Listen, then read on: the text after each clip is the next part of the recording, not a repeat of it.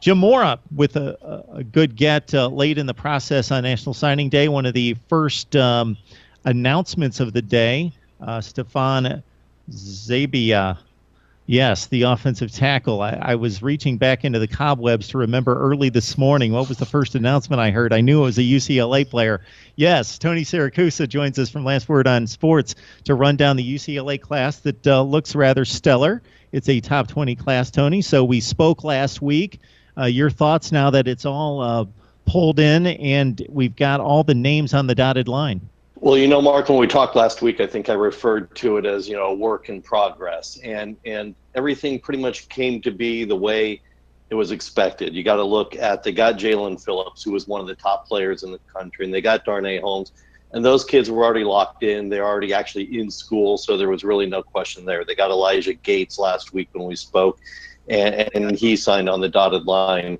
So they filled in the defensive holes that they needed because, as we pointed out, they were losing 7 starters on the defensive side of the ball. And so when Mora woke up this morning, as you pointed out, it was the first one at 5:45 this morning, Mora at 5:45 Los Angeles time. And Mora gets the word that Stefan Zabia from Westlake High School in Austin, Texas, was coming. That was a bit of a surprise. They beat out Ole Miss and they beat out Texas for him. In Texas, if you look at the Longhorn sites, Texas thought they had him locked in. Now the kid is highly valued, highly recruited, 6'5", 290 pounds, but he is a bit of a project. And as you have pointed out throughout the night, a lot of these kids are not going to see the field right away. You put into the UCLA's offensive line was dismal last year, but they have a lot of depth. They have a lot of returning players. It's about finding one who can, finding a group of 5 that you can rely on from week to week. This kid only started playing football in 2015. So he's got size, he's got the frame, he's got footwork, he's got good handwork as well, but he is a project. Sorry about that, little problem there.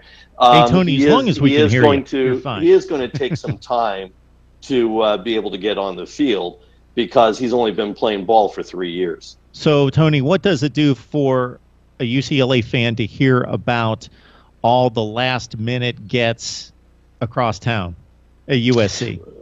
It's a little deflating, but you also got to realize that that's a byproduct of how USC finished the season and how UCLA finished the season. And UCLA had a horrible year. They got beat for the second year in a row by SC, and these are the things that happen. These are the results that come from it.